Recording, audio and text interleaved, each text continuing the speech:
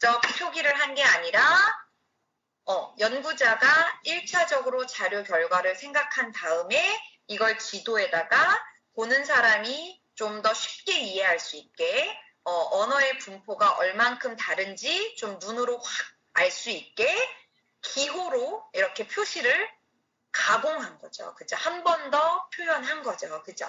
그래서 이렇게 지도를 표현하는 방법, 즉 방언지도라든지 언어지도를 표현하는 방법들이 굉장히 다양해졌다라고 생각하시면 됩니다. 그래서 처음에는 굉장히 단순한 어떤 작업일지는 몰랐었겠지만 이게 점차 여러 나라에서 연구를 진행하고 방언학들이 점점 수집도 하고 연구들이 거쳐오면서 굉장히 다양한 형태의 다양한 모습으로 발전을 하였다라고 생각하시면 됩니다. 네. 그렇게 이해하시면 될 것 같아요.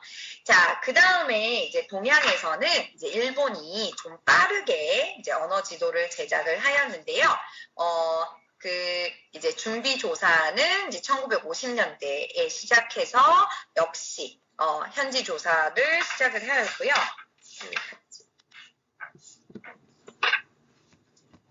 1966년부터 이제 언어 지도를 발간하기 시작합니다.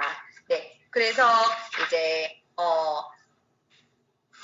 조사원을 굉장히 65명 정도면 좀 규모가 당시에는 굉장히 좀 컸어요. 그래서 좀 많은 사람의 규모로 이제 조사원을 삼아서 이제 언어 지도를 제작했다라는 거죠. 근데 좀 단점은 조사 항목, 그러니까 즉 일본어에는 다양한 언어 형태가 존재할 텐데, 그죠? 그리고 방언들이 굉장히 많이 있을 텐데, 왜냐면 일본도 굉장히 좀 큰 나라잖아요. 섬나라잖아요. 그런데 이제 조사 항목 수가 좀 적었다라는 한계가 있다고 합니다. 자, 그런데 이것도 역시 이제 아주 하나의 발달 과정을 보여주는 건데, 일본 같은 경우엔 색깔, 지도에 보통은 색을 입히거나 자, 그런 경우가 이제 드물었는데 일본의 언어 지도 같은 경우는 색깔을 달리해서 지역마다 방언의 형태가 다르면 색깔을 좀 다르게 표현을 해서 보는 사람들이 어때요?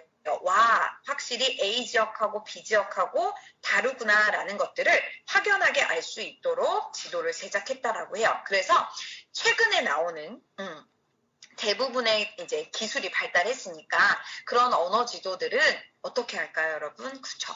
색을 다양하게 해서 언어 지도를 만듭니다. 네, 그래서 이런 것들을 좀 생각을 해보시면 좋을 것 같고요. 그래서 안타깝게도 우리 교재에는 중국 언어 지도에 대해서 설명이 되어 있지는 않은데 중국도 비슷합니다. 왜냐면 한국, 일본, 중국들이 이제 좀 이제 후발 이제 좀 뒤늦게 이제 60년대, 70년대, 80년대를 거치면서 이제 언어 지도를 이제 관심을 가지고 만들기 시작했죠. 그래서 그런 것들도 여러분 이제 유학생 같은 경우에는 이제 우리 베트남 같은 경우도 마찬가지입니다. 그래서 대부분의 나라가 이제 미국 이후로 80년대, 70년대 이후로 이제 언어 지도에 관심을 가져서 이제 방언학 분야를 이제 발달시키고 이제 그런 식으로 이제 언어 지도를 제작하기 시작했습니다. 네. 자, 그러면 이제 우리 책에는 없지만 물론 여러 나라를 좀 더 소개하면 좋겠지만 네, 좀 이제 여러분들이 이제 한국에 있으니까 이제 그리고 한국의 방언학을 좀 배우러 왔으니까 이제 한국의 언어 지도를 좀 설명을 해드리도록 할게요. 이제 한국의 언어 지도는 아까 얘기했듯이 이제 미국 이후로 50년대 이후로 이제 70년대, 80년대, 90년대에서 이제 다양한 나라들이 이제 방언학과 관련해서 관심을 갖고 이제 이 언어 지도를 만들기 시작했습니다.